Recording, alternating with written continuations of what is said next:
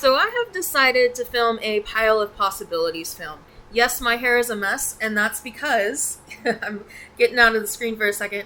That's because again, my air conditioner is messed up, and fans have just been blowing on my hair all day.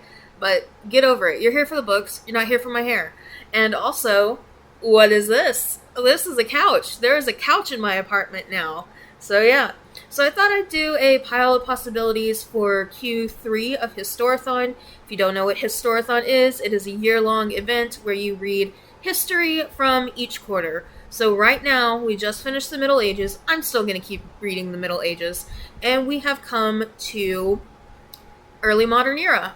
So I have a few books that fit this, and I will definitely try to read them. I really only have two that I know for a fact I'm going to read, and that is Mary Boleyn, Mistress of Kings, which I'm reading right now, enjoying. And these history books really aren't as big as they look, because so much of the history book is just notes and citing their sources and all that. So Mary Boleyn, this is not a biography in the traditional sense. It's obviously not a memoir because Mary Boleyn didn't write it, but it's just telling about her time at the court. Right now, I'm like 80 pages into it. We're talking about Mary Boleyn at the French court.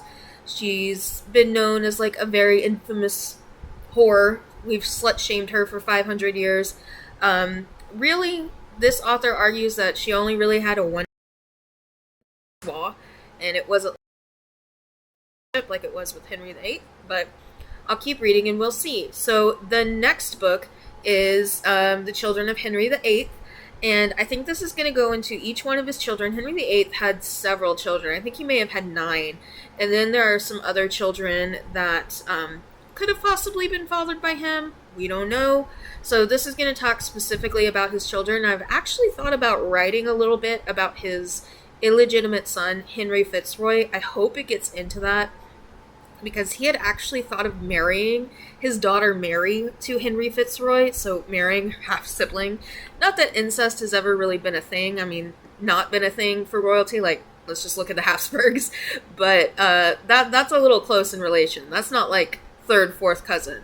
That's your brother. You have the same dad. So I hope it gets into Henry Fitzroy. Henry of Cornwall was a little boy who was born healthy, didn't die, and maybe we'll try to see why so many of his children just I mean, it's just so sad why so many of those babies just didn't make it. So I'm looking forward to that one. Another one I might possibly read is The War That Made America. So I've talked about these books before, but I'm talking about them a little bit more in depth. The War That Made America, which is the French and Indian War, which internationally is called the 7 Years' War. Like, so we say this is like the war that made America. Like, it was huge, huge deal. Because it's basically the First World War. It's a war that started on one continent, moved to another, and involved more than one of the world's powers. So I remember a few weeks ago we were talking about, the whole world was talking about Iran after they did that just like flyby shooting in Israel. Well, technically if Iran declared war on Israel, it'd be World War III. But thankfully that has not happened yet. But yeah, so I'm going to read that one. We call it the French and Indian War. I don't know why we call it that, because the French weren't fighting the Indians. They were on the same side. But I guess we call it, maybe the reason we call it that is because they were against us back when we were a British colony. So the French and Indians were attacking us.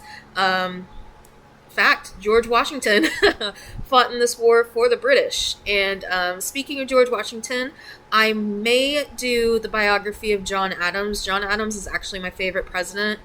Yes, I know, he wasn't a great president. He's one of my favorites, and that is, well, he is my favorite. And that's what the miniseries, the John Adams miniseries was based on, and I love that miniseries. John Adams was a phenomenal lawyer, which is mainly the reason I like him. He was not a great president, but as a person, I really like some of the stuff he stood for and what he did. And then lastly, I've got an hourly history book about the French and Indian War. Something I don't know a whole lot about, but I mean, for a lot of our founding fathers here, this was the dress rehearsal for our revolution, you know? And it's just past 4th of July, and so it's timely. So yeah, that's what I will be reading. I may read 1491 as well, and maybe 1493. I don't know.